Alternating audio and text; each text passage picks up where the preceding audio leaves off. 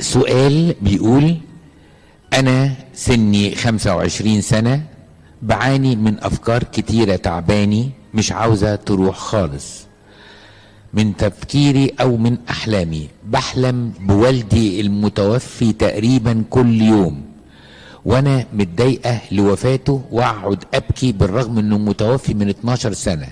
ومن بعدها أنا بعاني من أعراض جسدية زي اضطرابات في النوم، وكان عندي تبول لا إرادي لحد سن 3 جامعة، بس دلوقتي نشكر ربنا مفيش. كل يوم بحلم بحاجة بحبها بفقدها، زي أختي اللي بحبها خالص اتجوزت، ومن ساعتها بحلم إني فقدتها، والكلب اللي بحبه مات في الحلم، وحاسة إني مش عارفة أقعد يوم كامل بصفاء ذهن، ومأثر في حياتي اليوم كله. أنا محتاجة أعترف كويس واتناول كتير وأصلي وأقرب من ربنا، على العلم اني اروح قداس مرة في الاسبوع واصلي باكر وغروب ونوم. ولا انا جنب كده محتاجة كونسلينج ولا دكتور سايكولوجي؟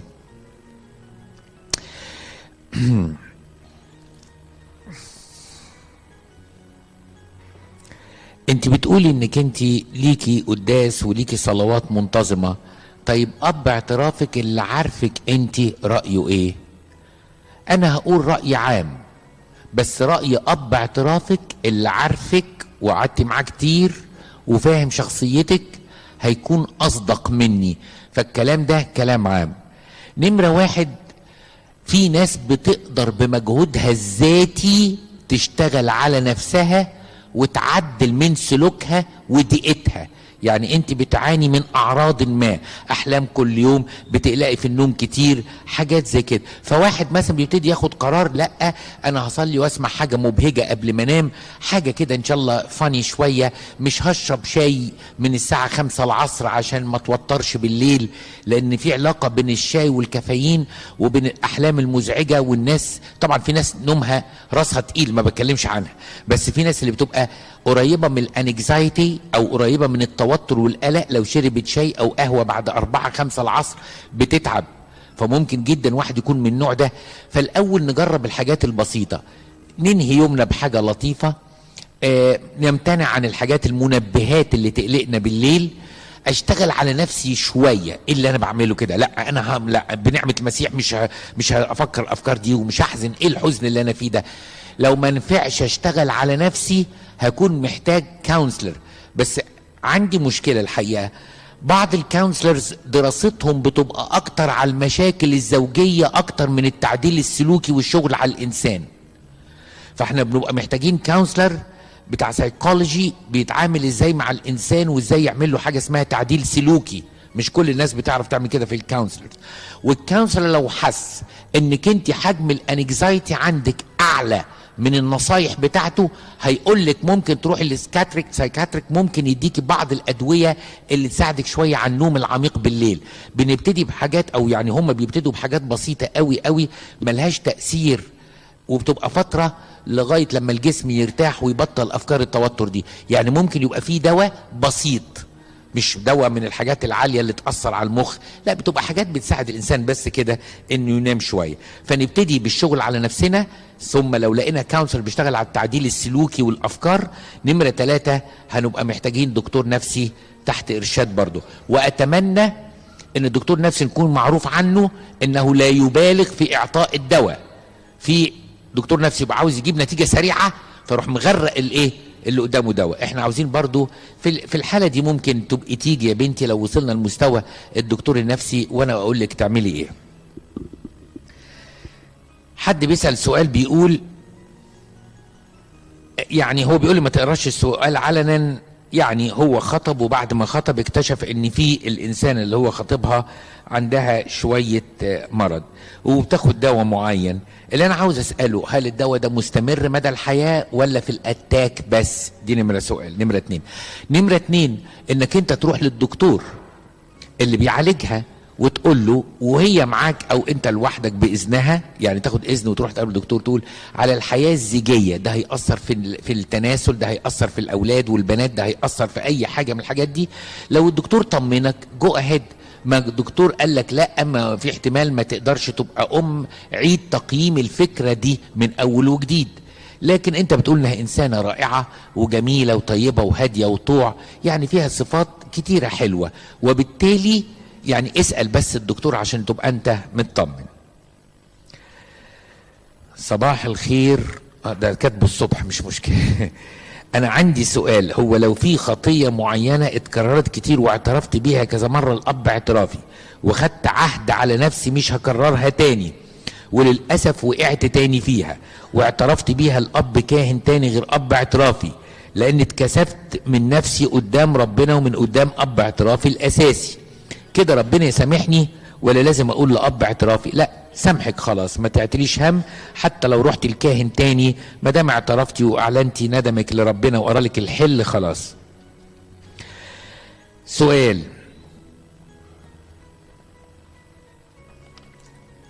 اللي جوايا اكتر بكتير من انه كتب في سؤال، بس انا واخواتي موجوعين جدا من بابا وتصرفاته من اهانة وقلة محبة وعطاء لامي. قبلنا احنا كمان. بالنسبة لي حاليا محبة الاعداء اسهل من ان احب حد من قرايبي، مش قادرة ولا عارفة، خصوصا انه بيتعمد يضايقنا. طول ما الاذى متكرر ويومي صعب قوي على الانسان العادي انه يحب واحد بيأذيه كل يوم. ده عايزه قامة قديسين بقى، قامة ام عبد السيد ام الغلابه اللي كان جوزها يضربها ويقطع لحمها وتطلع فوق السطوح تترجى ربنا ان يسامحه على الخطيه. انا هقول ان مش كلنا في القامه دي، وبالتالي صعب جدا ان واحد يتعرض لاذى من انسان يا بنتي كل يوم ويقدر يحبه، لان الاذى مستمر، فالذكرى مفيش فرصه، زي عارف يكون في جرح وكل يوم واحد يشرطه، غير لما يكون الجرح بيتساب شويه فيدمل في الانسان. ما اقدرش اكلمك على الغفران، طبعا الغفران دي وصيه مش هقدر اقلل منها، لكن انا عاوز اكلمك الاول على خطوه ما قبل الغفران، انك انت تبعدي بقدر الامكان عن التعامل معاه وتتحاشي اي حاجه بتستفزه. يعني يقول اي حاجه، ما يعني الرد اللي يريحه. انتوا واخدين بالكم؟ تحاشي التعامل معه، حاولي بقدر الامكان تبعدي عن التواجد معه. فلما الانسان بيبعد فتره بيتحول نظرته من نفسه للي بيأذيه، بدل ما هو مجرم وبيأذيه لإنسان مسكين. لكن لما بتعامل معاك كل يوم بيبقى صعب أوصل المرحلة دي. فالمرحلة الأولانية في العلاج هو الابتعاد، عشان ندي بس الجلد يعرف يلحم شوية. فلما هوصل للمرحلة دي التانية هتبقى أسهل. فانت كل يوم بتتأذي، لا بس عندك مشكلة انك كل يوم مركزة في اللي بيتقال، كل يوم بتسمعي اللي بيتقال. عايز اقول لكم حاجة يا جماعة، تدريب صعب، تدريب صعب.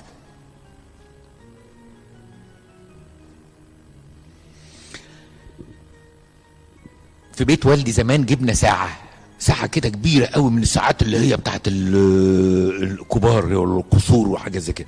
فالساعة دي كانت ايه بقى، امينة قوي في الدقة بتاعتها، يعني كل ثانية تخرم ودنك، تك تك تك تك، بندول بقى وتك تك تك. ما كناش عارفين ننام عشان مركزين مع مش عارفين ننام. تصور في واحد شاكوش على دماغك، تك تك تك تك تك. المهم ما طولش عليكم، بعد شهر بقينا ننام في سبات عميق، ولا كأني في حاجة. كان بترن بقى الربع ساعة والنص ساعة والساعة الا ربع والساعة الكاملة زي بتاعة جامعة القاهرة. مزيكا بقى ايه يعني، هي مش مزيكا الكترونيك، هي رنات كلها بتاعة البندول دي، يعني حاجة. اللي حصل حاجة احنا تعودنا الحقيقة لدرجة ان ما بقناش نسمعها. خلي بالك انا بجاوب على سؤال، مش بحكي لك حكايه الساعه، انا بحكي حكايه تانية خالص. ان احنا من كتر ما تكتكه على فكره، ما هي فضلت هي.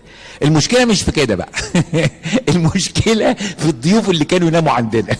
يجي الضيف من دول يقعد مقرفص للصبح على السرير. ليه؟ لانه مركز في ايه؟ حد فهم حاجه؟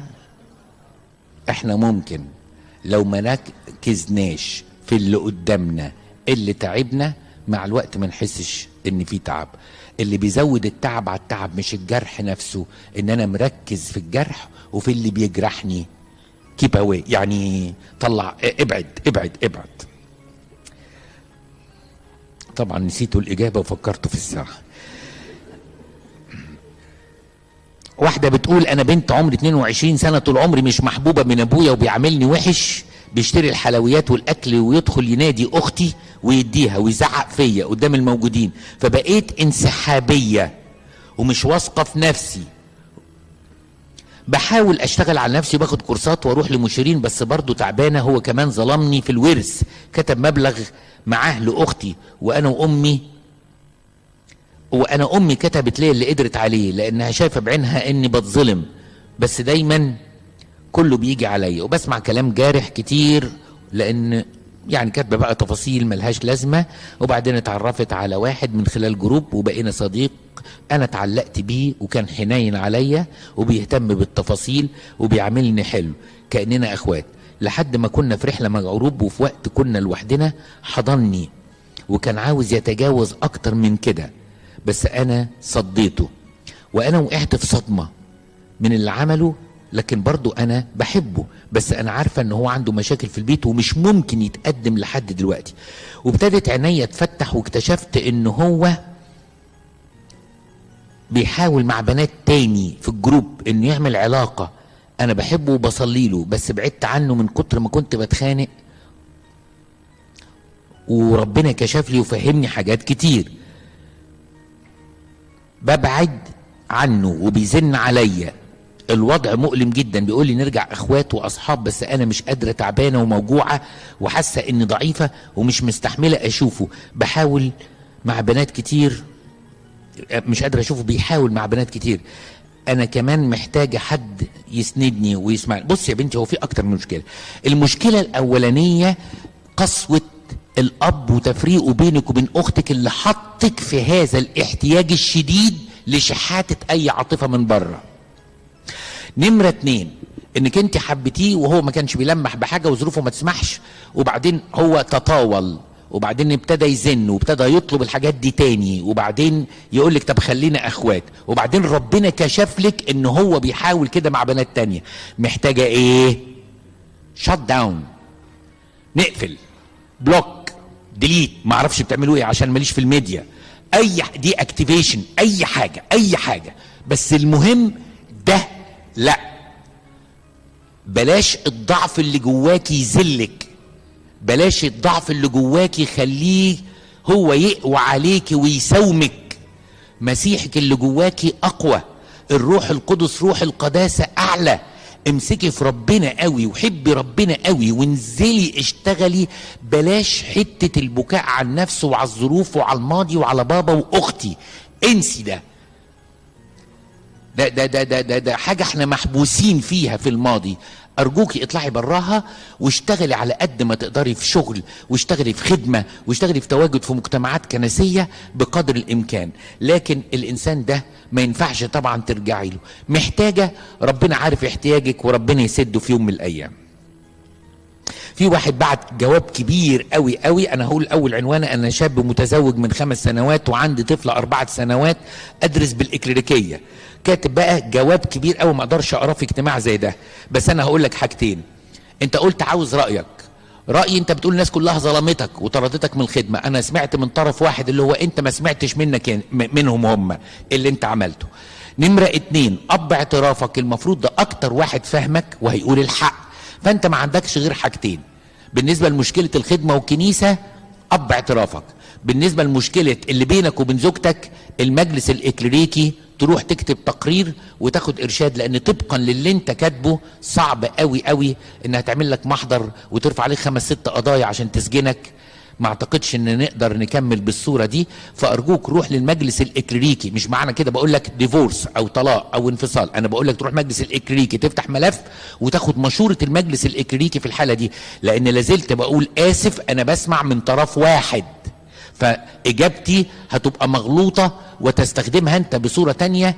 لو طلع من بقي كلام وانا مش عارف الطرف التاني هيقول ايه، سواء الخدام اللي في كنيستك او زوجتك. وبالتالي واحد، اب اعترافك. 2 تقدم تقرير المجلس الإكليريكي، والمجلس الإكليريكي يبحث الشكوى بتاعتك. واحدة بتقول أنا لسه خريجة جديدة سنة 2017 وقعدت كتير أدور على شغل تبع حاجات كتير، وأخيرا جبت شغل من مكتب التوظيف بتاع الكنيسة، ولقيت شغل واشتغلت في شركة أنظمة اتصالات سكرتيرة. بس الفكرة إني تعبانة قوي فيه، يعني بتعامل مع تعبانة في الشغل قوي، في فنيين صنايعية أخلاقهم وحشة، أسلوبهم صعب، وكمان المشكلة الأكبر مدير الشركة حتى صفاته في صفتين 2، عصبي قوي، بيحبطني وبيطلعني كل شغلي غلط، وبخيل قوي، مش عاوز يدي مرتب لان المرتب ملاليم. الحقيقة بتقول ان انا مش عارفة اعمل ايه. اخدت رأي اب اعترافي قال لي خدي كورسات وحسني مستواكي دلوقتي لان الاشغال صعبة. بص يا بنتي، انت كاتبة هنا بتقول نفسيتي تعبانة جدا، وكاتبة جدا دي 7 8 ألف ورا بعض، يعني عايزة تقول انها تعبانة قوي يعني. بص يا بنتي، اول حاجة دوري على شغل. اول حاجة ايه؟ دوري على شغل، ودوري وربنا يبعد. ما لقيتيش شغل او استحملي لغاية لما تجيبي اخرك. ليه؟ برضو الشغل الصعب في ميزة، الميزة بتاعته انه بيخلينا هاردر، يعني اقوى، بتخلينا مش هاردر بمعنى اصعب، لا يعني جلدنا خشن، يعني جلدنا خشن. اصل الشغل اللي فيه اصل اوقات البنات كمان يا جماعه لازم نكون واقعيين، رايحه تشتغل عند دادي وتدلع عليه، تقول له لا ويقول لها الايميل ده مكتوب غلط، تزعل وتتقهر وتخش الحمام وتعيط. يعني انا بلاقي في بنات بتعترف تقول لي تتصور قال لي شغلك كله غلط، مش مقدر تعبي. طب ما هو شغل غلط فعلا، يعني ياخد الايميل ويبعته انجلترا ويخسر له، ما هو في حاجه غلط. وبعدين كلنا ايفن حتى الولاد اتشخط فيهم في اول الشغل واتقال له انت شغلك ملعبك وانت مش عارف مين وانت مستهتر وانت، اتقال كلام كده. بس الولاد جلدهم خشن شويه، في 2 سم زياده كده في الاحساس، يعني فياخد الكلمتين من دول يكشر كده، واحد يقول له تشرب شاي يقول له اشرب شاي وينسى الموضوع خالص. البنات مش كده، بياخدوا جوه، يعني عارفين كده. يعني شفت قال لي ايه، وتحس ان ملهاش نصيب في الحياه وفي الدنيا، وربنا ظلمها، والبؤس والشقاء، كانها بتشتغل عند داعش. احنا عاوزين نتخلى عن النظرات الرومانسيه في التعامل مع الواقع. الحقيقه يعني عادة الصفة اللي مرتبطة بالمدير او المديرة مش صفة لطيفة. يعني تقول لي ديكتاتورية، مش عارف تحط مناخيرها في كل حاجة، مغلسة علي. يعني كل الموظفين بيشتكوا من ايه؟ وكل المديرين بيشتكوا، يقول لك ايه؟ العيال طالعة من الجامعة مش جايبة الابتدائية بتاعت زمان، ما بيفهموش لا عربي ولا انجليزي. الحقيقة انا بسمع دولة وبسمع دولة، فاحنا نستحمل شوية. وصلتي لمستوى من التعب النفسي اللي يخليكي تتوتري بقى وتقرقطي في ضوافرك وتعملي في شعرك كده وتقطعيه، لا، لو وصلنا لكده تسيبي الشغل، لان سلامك النفسي اهم. سلامك النفسي اهم. يعني انا بقول لك الاول دو يور بيست انك تستحملي، ما قدرتيش لا امشي. بس كمان خدي كورسات زي ما قال لك اب اعترافك، وحاولي تطوري نفسك. واحدة بتقول انا ساعات بلوم ربنا ليه حطني وخلقني في الاسرة دي، انا زعلانة كتير من بابا، هو بيشتم كتير جدا حتى ماما قدامنا. نفس الكلام ده هنقوله على السؤال اللي قلناه قبل كده. حاولي بقدر الامكان. واحدة بتقول انا بنت عندي مشكلة في شخصيتي، انا طيبة جدا وبحب الناس لدرجة ان الاشخاص اللي بحبها باجي على نفسي علشانهم وببقى مبسوطة. مع الوقت الاقيهم بدل ما كانوا الاول يبادلوني نفس المحبة، ابتدوا يبقى ده حق مكتسب ليهم، بس والاقي محبتهم ليا بتقل وبيقللوا مني، ولما بعتذر عن حاجة مش هقدر عليها برجع بكل سهولة يصعب عليا اللي قدامي وباجي على نفسي. وملخص علاقتي السنين فاتت كان بيحصل كده مع خادماتي وانا مخدومه ومع اختي ومن خدمتها، كل بقى الكلام من جوه الى اخره. طيب السؤال ايه؟ ولما اتعرفت على واحد وابتديت الاقي نفس المشكله، وابتديت احس ان من كتر ده خطيبها بقى يستقل مني ومن شخصيتي ومن كل قلبي. يا ابونا انا نيتي صافيه جدا من ناحيته، وعلى طول شغاله بالي باي حاجه ممكن تفرح قلبه، ومليش في جو الناس اللي بتقول اتقلي عليه او اتدلعي او ارمي عليه، هو راجل. انا براعي ربنا في كل حاجه، واللي بقدر اشيله بشيله، وبتعامل بكل بساطه، لدرجه اني مش بحب ننام واحنا شادين او متخانقين مع بعض، وبقول لنفسي الحياه ما تستاهلش، ونحل كل حاجه بالتفاهم، ومش بكبر الامور. اتكلمت مع حد من الخدام وقال لي دي نقاوه قلب انك تنسي وتسامحي بسرعه، بس انا تعبانه، حاسه اني قليله في وسط المجتمع كله، مش هستحمل ده يكون جوزي يستغلني عشان ما اكرهوش بعد كده. بص يا بنتي، ربنا يديكي وتكملي النقاوه والجمال اللي في قلبك، وكل اللي انت بتعمليه ده من خير، بس محتاجين الحكمه. كل اللي انت قلتيه ده محتاجين الحكمه. حد فاكر الايه بتاعت المره اللي فاتت كانت ايه؟ احنا خدنا ايه كده بتقول حاجه زي كده، لا تحمل ثقلا فوق طاقتك، وما تقارنش نفسك بمن هو اقوى منك، وما تقارنش الخزف بالنحاس بالمرجل، اللي هو يعني الانيه الخزف بالمرجل. فاكرين الكلام ده؟ ارجوك لو تقدري تطلعي العظه بتاعت المره اللي فاتت من على اليوتيوب على ميسات كده، واكتبي تاريخ الاسبوع اللي فات، لو سمحتي اسمعيها، لانك انت كل اللي محتاجاه حكمه، مش محتاجه تغيري حاجه. بسم الاب والابن والروح القدس الاله الواحد امين.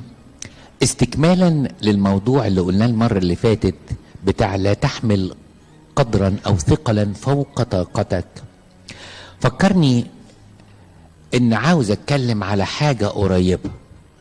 بعض الناس تعتبرها طبع ما بيتغيرش، وبعض الناس بتعتبرها خطيه ولازم تجاهد ضدها. وانا من اصحاب الراي الثاني، ان لو الانسان استسلم لكلمه ده طبع، كانه بياخد قرار بتبرير الخطيه اللي مش عاوز يتوب عنها، فاقول انا طبعي عصبي يلا بقى استحمله، انا طبعي حاسم يلا بقى هدوس عليكم كلكم. لا، الحقيقه احنا لازم نتعامل مع نفسنا ونشتغل على نفسنا بحاجه اسمها الجهاد الروحي من اجل خلاص نفوسنا. هتكلم على خطيه، او زي ما قلت الناس بتقول عليها طبع، لكنه طابع قابل للتعديل. والحقيقه الطبع والخطيه ديت ممكن يكونوا عند الشباب اكتر من السن بتاعنا احنا. يعني هي خطيه مرتبطه بسنكم اكتر ما هي مرتبطه بالناس اللي في الجيل بتاعي انا والسن بتاعي، نتيجه حاجات كتير هحكي لكم عليها بعد كده. الخطيه او الطبع ده اللي عند الشباب اسمه الاندفاع، وعشان الموضوع كبير قوي هقسمه: صور الاندفاع، اسباب الاندفاع، نتائج الاندفاع، علاج الاندفاع. وهحاول بنعمة المسيح اخلصه كله النهاردة، يعني مش هبقي منه حاجة للمرة الجاية. المهم النقطة الاولانية اللي عاوزين نتكلم عنها، ايه هي صور الاندفاع؟ ايه رأيكم تساعدوني ونخليها كده زي موضوع بنتناقش فيه مع بعض؟ ايه هي صور الاندفاع؟ يعني لما نشوف واحد نقول عنه ده انسان مندفع، ها ياخد قرار بشكل سريع، ها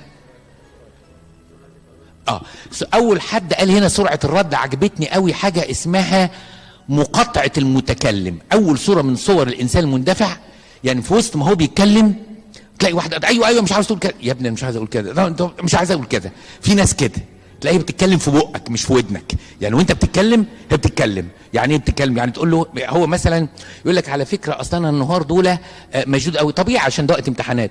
انا في الاجازه يا ابونا. طيب مشدود من ايه؟ اصل عارف الجو، طبعا عشان الحر الرطوبه، صح يا ابونا استنى شويه، يا ابونا استنى شويه. في واحد كده ما يصبرش انه يسمع.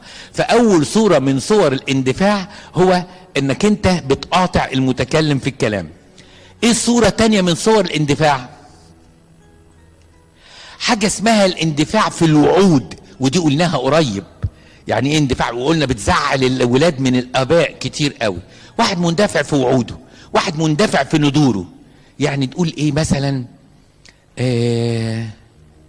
المفاتيح ضايعه يا حبيبتي. مثلا بنت بتكلم مامتها، ماما المفاتيح ضايعه، 100 جنيه يا عذرا بس نلاقي المفاتيح. هو انا مش مستخسر في العذراء لحسن تفهموا غلط. انا مش مستخسر في العذراء، العذراء تستاهل كل حاجه يعني، بس عشان ما توقعنيش انا في لكن الحقيقه بعد كده اول ما تمسك الجوفيرة تعملها كده تلاقي المفاتيح، فتقول لها بصي شفت العذراء سريعه الندهه، يلا يا بنتي انزلي ماما انت اللي ندرتي يا ماما. بس المفاتيح بتاعتك انت يا حبيبتي، انت ندرت يا ماما. لا يا حبيبتي ندرت عشان انت تلاقي المفاتيح يبقى انت اللي تدفع بس في واحد كده اوتوماتيكلي يعني ماشي كده يدي الندور طول النهار ويدي وعود طول النهار، مندفع في العهود. يقول لك انا راجع من المؤتمر سخن قوي واخدت قرار واخدت عهد وهعمل ندر اصلي 7 صلوات الاجبيه كل يوم. يا حبيبي بالراحه شويه بالراحه شويه، ده اسمه الاندفاع في الوعود. الاندفاع مش عارف مين انا. بص يا ابونا تحت امرك، معايا عربيه تحت امرك عاوزني اوديك فين؟ اي يا حبيبي انا بكره عندي مؤتمر في بوتيلات. لا انا مش تحت امرك قوي يعني، انا تحت امرك لغايه شبرا، تحت امرك لغايه المعادي، لكن ابو تلات طب ليه يا حبيبي؟ ما دي قلتها لكم المره اللي فاتت. يبقى اوقات الانسان بيندفع في وعود وعهود هي اكبر من حجمه، ده صوره تانية من صور الاندفاع. يبقى ان واحد المقاطعه في الكلام، 2 الاندفاع. ايه تالت صوره من صور الاندفاع؟ زي الاولاني حاجه اسمها الاندفاع في الاستنتاج. يعني ايه الاندفاع في الاستنتاج؟ ودي فيها خطية سوء الظن. يعني مثلا واحد جاي يزورك فانت بتقول لهم في البيت ما هو اكيد جاي عايز فلوس، جاي مش عاوز فلوس، ما هو طول عمره كده ما يعرفنيش الا عشان فلوس، هيكون جاي ليه يعني؟ وبعدين الراجل يخبط عليك، واول ما يخبط عليك يقول لك على فكره لو تفتكر انا كنت خدت منك 50 جنيه اكمل بيهم الشهر اللي فات، وخدت منك 150 الشهر اللي قبله، ربنا كرمنا باوفر تايم وادي ال 200 جنيه بتوعك. شكلك وحش يعني، شكلك بايخ. انت خد بالك ده اسمه ايه؟ الاندفاع في الاستنتاج، اللي هو بيقولوا عليه الانجليز don't jump to conclusions. يعني ما تنطش وتجيب من الاخر، استنى يا اخي استنى في حاجه بقى. وهو بقى انا شايف نفسه ابو الفكير يعني، جايبها عارفها طبعا. ده التصرف الاستنتاج. ليه؟ طب ما تستنى، ده حتى المثل بيقول لك يا خبر تصرف الاستنتاج، تصرف الاستنتاج وان شاء الله هيحصل. وكل الناس على فكره عندنا يظهر في الشعب المصري او الشعوب الشرقيه عندهم الفوركاستنج اللي هو التنبؤات، دي موهبه على فكره. يعني يقول لك يا شوف هو هيجي ويحصل كذا ويعمل كذا، وبقول اخوك قال، ولا حاجه من الثلاثه تحصل. ولما تواجهه يقول لك يعني يمكن ما كنتش مركز في النبوه. لكن هو مش غلط، هو عدم تركيز يعني. بس في ناس كده عندها سرعه الاستنتاج لاي حاجه، ده برضو نوع من انواع الاندفاع. يعقبه الاندفاع في اصدار الاحكام. يعني سرعه الاستنتاج اختها التوأم. في قصه مشهوره جدا، اي ست عندها واحده بتنظف، الشوكه ضاعت، في احتمال تكون وقعت ورا البوتاجاز، ورا التلاجة، الواد بعد ما كل بالليل كسل وحطها تحت المخدة. في احتمالات كتيرة قوي. دايما الاحتمال اللي هو بتاع الاستنتاج مع الإدانة. هي أم فلانة، هي وتكلم أختها، وأختها تساعدها تقول له ما هو كده مين يعني. طب عد الشوك، يبقى هات لها الجهاز بتاع المطار ده، البوابات الالكترونيه، عشان وهي بتعدي لو حاطه الشوكه يزمر. في ايه؟ بس في كده، في ناس كده بتدين، عارفين ايه تدين؟ هو هي وبعدين تقول، وبعدين بعد ما تقول او هي او واحد يدين واحد بقى يحس بوجع القلب. طب انا كنت ده انا لبس الشتاء بديهولها ولبس الصيف بديهولها، ومفيش ناس اللي لما خرجت لما اديها حاجه في ايديها يا تفاحتين يا نص صباطه موز، ده انا مش مستخسره في حاجه. تعمل كده. لا صنف كله. شوفوا بقى الاتهام. انا عندي كانت مشكله بالشكل ده، واحدة ضاع منها خاتم ألماظ وبلغت البوليس، والست دخلت الحبس 48 ساعة وقالوا مش هنقدر نعمل معاها أكتر من كده. وبعد 48 ساعة وجوزها يجي يترجى وتقول له احنا صبرنا كتير، قبل كده كان في بلوفر مختفي، وقبل كده مش عارف كان في مختفي.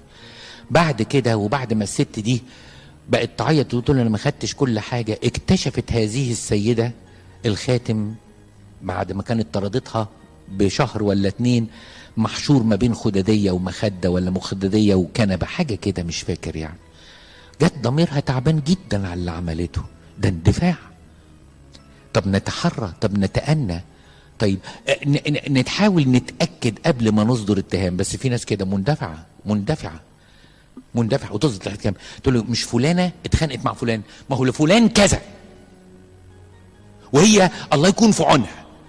يمكن لما تسمع القصة تكتشف ان الحقيقة تانية خالص، بس انا كده مندفع في اصدار الاحكام على الناس.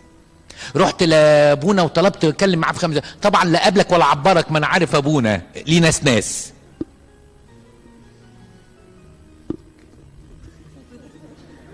شفت انت عملت ايه؟ لطخت في سمعة واحد وادنت واحد. ولك ده بالعكس، ده الراجل كان هادي جدا وكان مشغول في الوقت، وقال لي طب تعالى بكره اتكلم معايا. صحيح كان يوميها مضغوط، بس كان قال لي تعالى بكره او في اي يوم تاني او اتصل بيا واحجز ميعاد. الراجل ما قالش لا ابسوليوت، بس ما كان مزنوق ساعتها ومش قادر يكلمني. بس شوفوا احنا اساسا ده نوع من انواع الاندفاع. قلنا كام نوع من انواع الاندفاع؟ نراجع: المقاطعه في الكلام، 2 الوعود، 3 الاستنتاج، 4 اصدار الاحكام. اخر نوع، علشان احنا لسه عندنا اسبابه ونتائجه والمشكله كبيره قوي، اخر شكل من اشكال الاندفاع حاجه اسمها الهياج. يعني ايه الهياج؟ يعني ماما هي بتشتكي مامتها في التليفون، شفتي عمل فيا ايه؟ اهني يا ماما. بدل ما تقول لها عمل ايه؟ انا لابسه وجايالك وتلمي شنطتك. في ايه؟ طب اعرفي حصل ايه؟ ما يمكن كسرت ازازه دواء، هو كان مش عارف مين داس عليها، رجله اتفتحت، زعق فيها، انت مهمله ما بتنظفيش البيت، هي قالت كلمه وقال كلمه. لا في كده هياج. يا ماما ده كان هيمد ايده عليا، حصليني على الاسم يا حبيبتي. ده نوع من انواع الاندفاع، ده اسمه اندفاع الهياج. تلاقي واحد تبقى انت بتحكي له عشان يهديك، يعني يقول لك ارشم الصليب، اغسل وشك، اهدى، يقول لك وسكت. لا لا لا لا لا لا لا، يلا دلوقتي. طب اكل، انا تاكل؟ ده احنا في مصيبه، لازم نخلص حقنا دلوقتي. هي كده وانت سخنه، اقطع العرق وهو حامي، ما اعرفش يقول له ايه الكلام من ده. ايه ما اعرفش يعني مش هي دي القصه، لكن انتوا فاهمين. عايز اقول لكم ده نوع بقى من انواع الايه، ده هياج بقى من عندك. يعني في ناس كده تخش تشوف الخناقه من مش رايحه تطفي ميه، لا تقلع الجاكيت. يعني هو داخل وبعدين يقول الخناقه بتهدى بقى. يعني واحد فك التاني الاكسدام والتاني وقع له المرايه في العربيه وزعقوا في بعض، وبعدين الدنيا تهدى. يجي واحد انت هتسكت، وما يعرفوش انت هتسكت. اهو ده اندفاع من انواع الاوقات. بقى كلنا بنقع في الحاجات دي. يمكن انا بقولها بصوره كوميديه شويه، بقولها بصوره مبالغه فيها شويه، لكن ده حقيقي ان احنا كسن شباب بنعاني من واحده من ال5 مظاهر دول.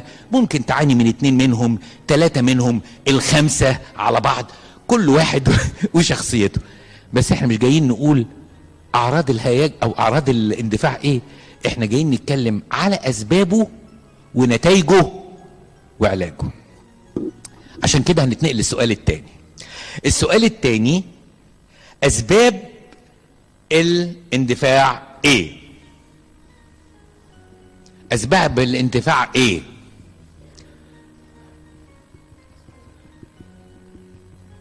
اسباب الاندفاع ايه؟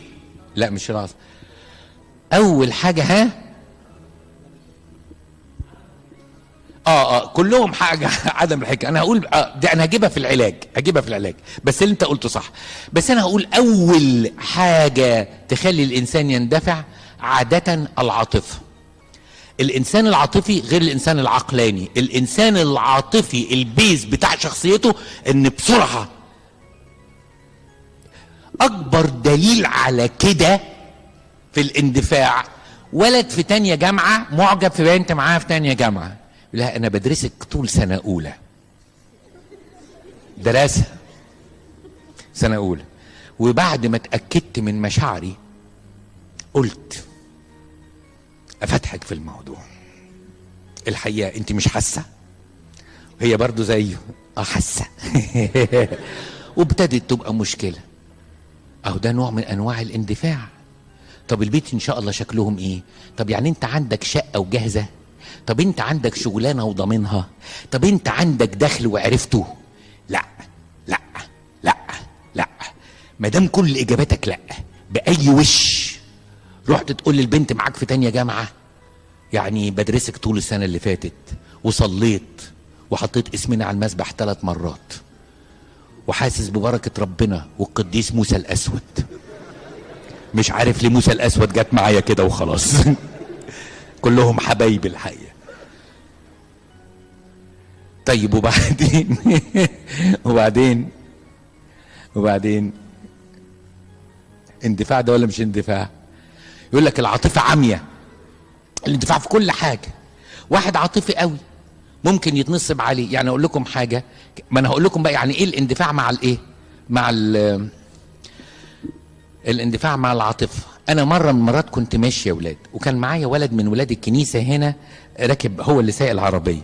فانا بصيت كده لقيت واحد يا عيني مع عربيه فيها قلل، والقلل دي متكسره على الارض حوالين العربيه، وهو قاعد على الرصيف ايه، يعيط. شكل كده العربيه قلبت منه وهو بيتاجر في الفخار. الفخار دوت اللي هو مثلا قله زير طبله بتاعت عيال، اللي هو الفخار ده. فصعب عليا قوي قوي. الراجل قاعد يعيط، راجل مش صغير يعني بتاع 50 سنه وبيعيط على رصيف. فانا قلت الولد اركن هنا. قال لي في يا ابونا؟ قلت له كن. قال لي يا ابونا بلاش اندفاع، ده راجل شغلته كده. قلت له بلاش سوء الظن يا اخي، بلاش سوء الظن كده وبلاش الشك يا اخي. ورحت وقفت ويعني اديته مبلغ صغير وبعدين سكت وخلاص. بعديها ب4 ايام نفس الراجل تحت كوبري شارع احمد سعيد، يعني بعدينا كده بشويه، هو نفس الراجل بنفس الفرشه بنفس القلل متكسر. فانا رحت ماشي جنبه كده وضحكت. يبقى المره الاولاني كان ايه؟ اوقات كده بيحصل فيه. مش بقول بعد كده تكون بخيل وما تديش، لا انا ما قلتش كده. انا بقول لك ان انا اتعلمت ان انا اندفعت، لان الولد حاول يقنعني وحاول يفهمني وحاول يسمعني وانا ايه، ما صدقش. ففي كده بسبب العاطفه في ناس بتندفع. فالعاطفه احد المؤشرات الكبيره قوي قوي قوي اللي ممكن ايه. انا حكيت لكم حكايه الست اللي مره قابلتني اللي مقمطه دي، بس هي قصه طويله مش وقتها دلوقتي. ايه رايكم؟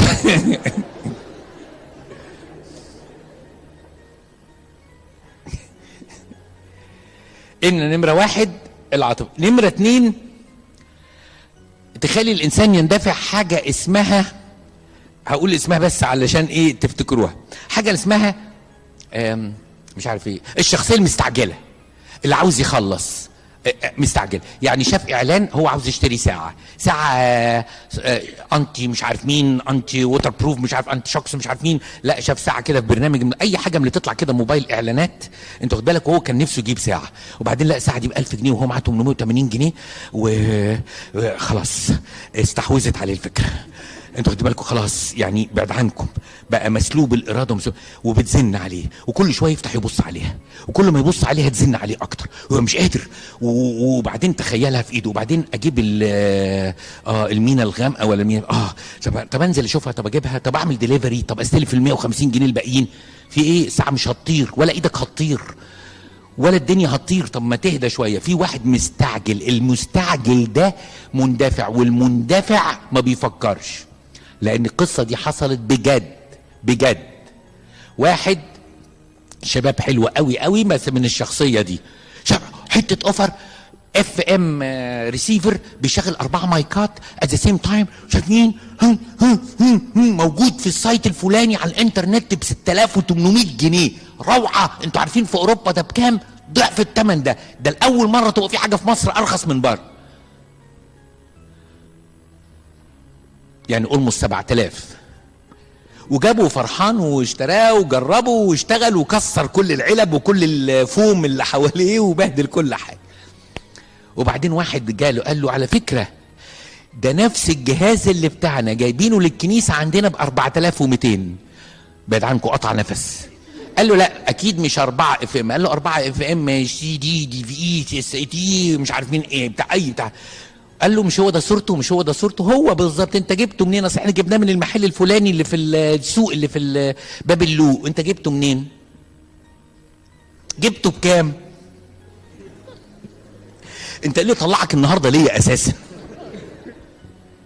صوروا فرق ممكن يوصل ل 2500 جنيه لمجرد ان انا خليت الفكره تزن وتفضل الفكره تزن وانت مش قادر تقاومها، فتندفع وممكن تتورط وتجيب حاجه غاليه. في واحد بقى متأني كده يقول لك نشوف، طب ايه البديل؟ طب ايه الاسعار اللي في السوق؟ طب نشوف كده في عبد العزيز مش عارف بيسموه ايه، ولا سراج مول، ما اعرفش، حاجات كده انا بسمعها، ما بروحش الحتت دي يعني. ويسأل مرة واثنين وثلاثة لغاية لما من البحث يجيب احسن حاجة. بس في واحد مستعجل، يبقى اول سبب العاطفة، تاني سبب الاستعجال. تالت حاجة نوع الشخصية. ليه؟ الشخصيات الاجتماعية مهيبرة، يعني الشخصية الاجتماعية مش على بعضيها، كلها سوست كده. انتوا خدوا بالك، بس دي مش حاجة وحشة، دي شخصية جميلة جدا ومحبوبة جدا ولذيذة قوي في وسط الناس، بس هو شخصية مندفعة.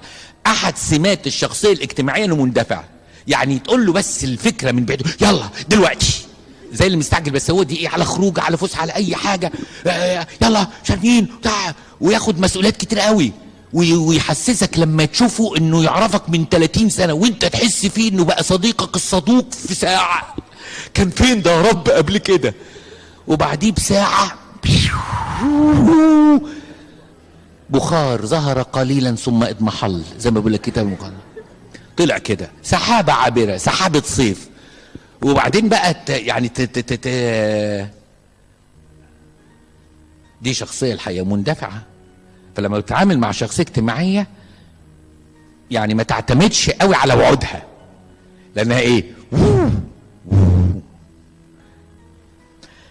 حاجة كمان بتخلي الانسان يندفع من اسبابه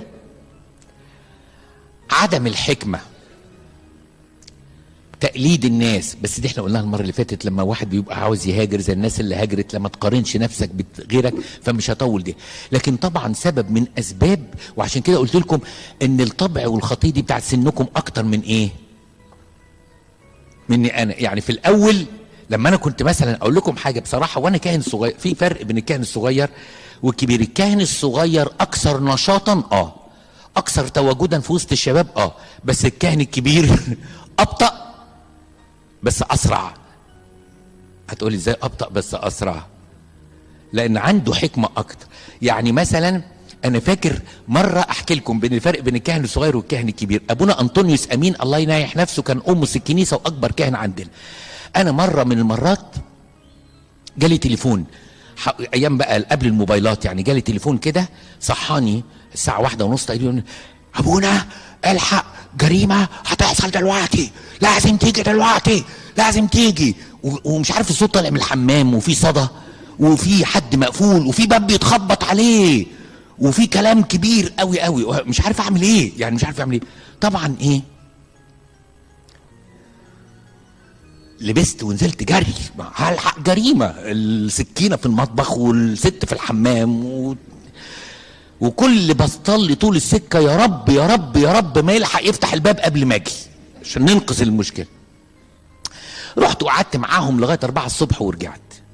وبعدين لقيت ابونا انطونيوس امين بيقول لي انت سمعت انك رحت لفلان وفلان؟ قلت له ضحك هم عملوها معاك؟ قلت له هو ايه اللي عملوها معايا؟ قال لي ده هم كده كل اسبوع. هو اللي حصل بقى ان هم كلموني قبليك. بس هو طبعا ما كانش عارف ان هم هيكلموني، لو كان عارف كان نبهني. قلت له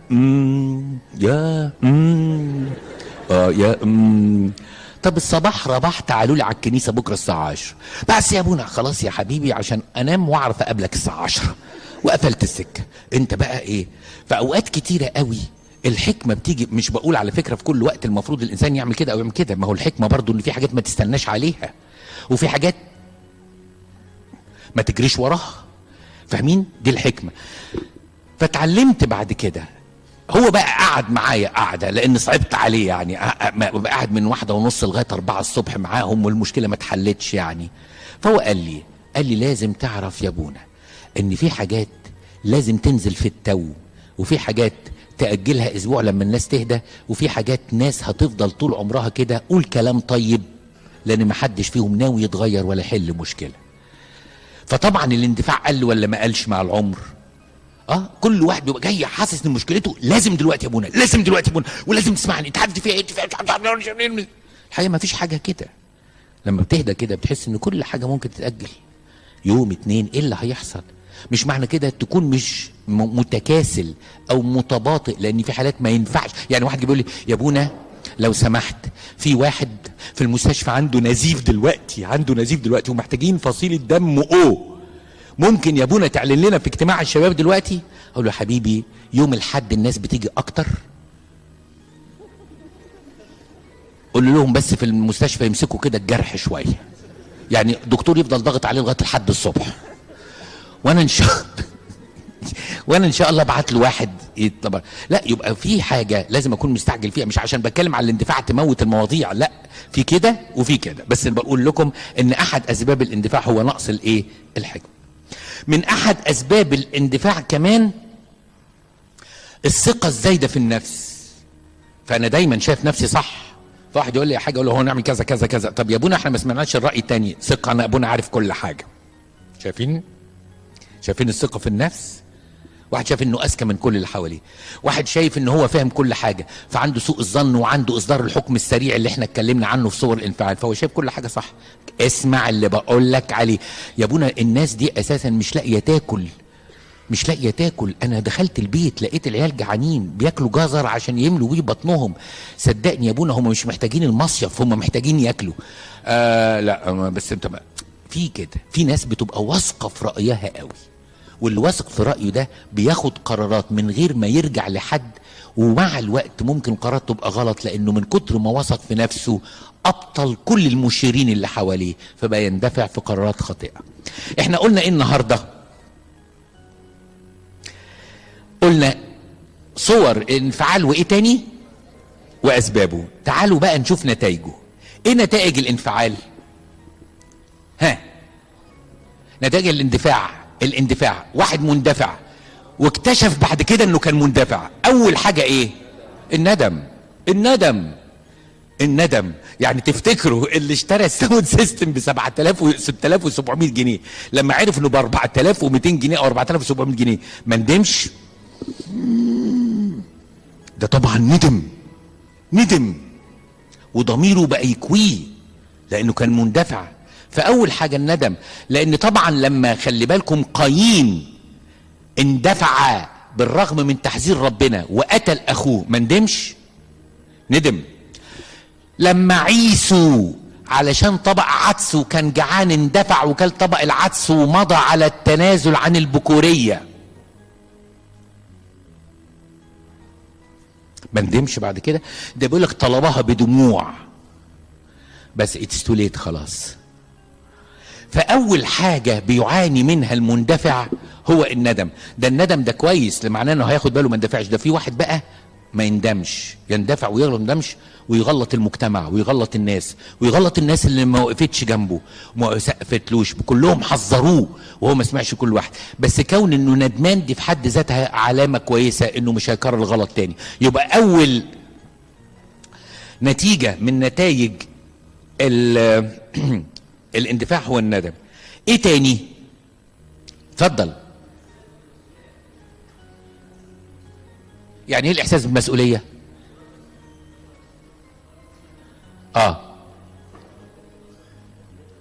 لا، انا بتكلم على صورة تانية من نتائج الاندفاع.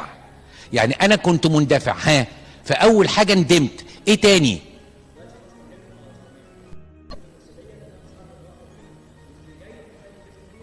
لا انت بتتكلم على العلاج برضو. لا انا بتكلم ايه تاني غير الندم، مش ايه بعد الندم. ايه تاني غير الندم؟ حاجة تاني غير الندم. سمعتي وحشة، سمعتي بقت عند كل الناس ان ده عامل زي الرصاصة، ده ما بيفكرش. يبقى دي اسمها ايه؟ اسمها صورة تانية من نتائج الندم، من نتائج الاندفاع، ان سمعتك بقت وحشة قوي. بدل ما يقولوا عليك انك عاقل يقول لك يا عم ده مطيور، ده مخطور، ده اوعى تمشي وراه. اتفضل. نعم. انعدام ثقته في نفسه. بص، لو طبعه الاندفاع على طول عمره ما بيتعلم ان هو يفقد الثقه في نفسه. هو شايف الناس كلها بطيئه وشايف الناس كلها مش حاسه. لا، احنا قلنا حاجتين: نمره واحد الندم، نمره اتنين ان بقت صورتي وسمعته وحشه قوي، تلاته خساره الناس لانه ورط معاهم الناس. يعني لما زوجه تقول لي ان جوزي اي حد يكلموا على فكرة مشروع يحلم بيه طول الليل، وتاني يوم يبيع ذهب ويبيع حاجات في الشقة ويعمل مشروع ويفشل، وبعدين اخد قرض وفشل، وبعدين اجر القرض، انا اعيش معاه ازاي؟ هو وصل لمستوى ان الناس من كتر اندفاعاته بقت تخشاه وتتحاشاه، مش سمعته بس. لا يا عم ابعد عنه، يا عم ابعد عنه. انت قلت لفلان، قلت له ليه خسر الناس. تصور مثلا انت جيتي تحكي لي على سر، وقلت لي يا ابونا ده سر، مش بلاش اعتراف، جيتي تحكي لي على المشكله انك انت زعلانه مع ماما، وانا سخنت واندفعت، وانت اول ما خرجتي رحت رافع السماعه. ليه يا مدام عملتي كده في بنتك؟ هي ليها كم ام؟ هي اشتكتني، ليها حق يا مدام تشتكيكي، وانا كأب ما اقدرش اسكت ولازم اتدخل واحط حد للمهزله دي. ما تيجي تصرف عليها احسن. شوفوا بقى انا مدي نفسي مساحه قد ايه ومندفع قد ايه. تيجي البنت تقول على فكره ابونا ده مش عاقل، ده انا بحكي له كده عشان اخد مشورته، يتصرف من ورايا ويرفع السماعه ويكلم امي ويشتكيها. بقت امي مش طايقاني ولا لن طايقاها. يبقى اوقات كتيره قوي الانسان المندفع ده سبب خراب، وعشان كده الناس تتحاشاه وتبعد عنه. قلنا نتائج الندم: صورتي الوحشه وسمعتي، خساره الناس. طيب علشان وقتنا فاضل لنا 5 دقايق، لو انا طبعي مندفع في بعض الاحيان وتاخدني الهيجان ده او ياخدني الاندفاع ده، اعالج الكلام ده ازاي؟ اقتراحات اعالج الموضوع ازاي؟ ها؟ برافو عليك. اول حاجة، اول تدريب للانسان المندفع حسن الاستماع والتفكير في اللي سمعته. اوزنها. يعني مثلا على سبيل المثال، من الاسئله بتاعت النهارده في واحد كاتب حاجه صعبه قوي قوي قوي قوي قوي بسبب انه اعصر في الكنيسه واعصر في الزوجه واعصر واوي الى اخره، وقضايا ومش قضايا. بس خلي بالكم، انا جاوبت على قد ما اقدر، بس قلت له ايه؟ انا ما سمعتش الا من طرف واحد. وفين اب اعترافك في الموضوع؟ تصوروا بقى انا انجرفت معاه واقول له يا ابني دي انسانه ما تستاهلش، واذا كانت رفعك عليك محضر ارفع 3 محاضر، وانا هجيب لك محامي متوصي عليه. اللي زي دي ما تسكتش عليها. يا نهار ابيض، في زوجه كده يا ابني؟ لا، اسمع وفكر. ولما واحد يجي، انا حكيت لكم حكايه مره واحده جات لي وقعدت معايا متعوره، جوزها ده رتبه من الرجاله اللي فالدهب البنيه زرق. عارفين يا جماعه لما تشوفوا بني وبعدين ازرق وبعدين كحل غامق وفوق اسود، كل الوان الطيف بنيه واحده 4، وبقى ايه ومتزرقه في جسم ده، عاوزه تفرجني هنا وتفرجني هنا وفضلت تقول لي قد ايه ان هي وحيده، وقد ايه واهلها مش موجودين، واستفرض بيا. انا لقيت نفسي ولاد دخلت فيها العاطفه مع شويه اندفاع، لقيت نفسي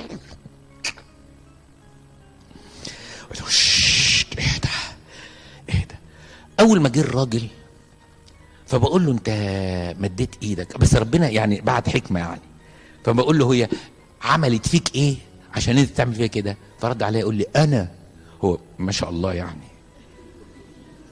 كده، يعني مش اقل من 188 سنتي. ليه مش 190 برضه؟ ما اعرفش، هي كده 188 يعني طويل قوي قوي وجرم كده. وبعدين رتبه، بقول لكم رتبه في الحاجات الشديده يعني. بيقول لي انا مخلف ولاد في الجامعه، تقول لي مش راجل؟ ولو راجل وريني. ورت لها المهم ان انا لما سمعت منه غير لما كنت سامع منها. هي طب هي جايه تحكي لي ان هي الايه، الكيوت، الكتكوت الكيوت اللي هو يعني مكسور الجناح ومش لاقي حد يقف لي وعيلتي بقى طبعا بتسخن ابونا، تاخدي بالكم. طب ولو انا كنت سخنت ومسكت التليفون كان انا زرقيت كمان بس ربنا ستر. الاستماع والتفكير، واحسب حساب النفقه. احنا قلنا الاولانيه الاستماع والتفكير، الثانيه عشان تتعلم تتحكم في الاندفاع لازم يكون لك كبير. احفظوه كده، الاستماع والتفكير اتنين لازم يكون لك كبير.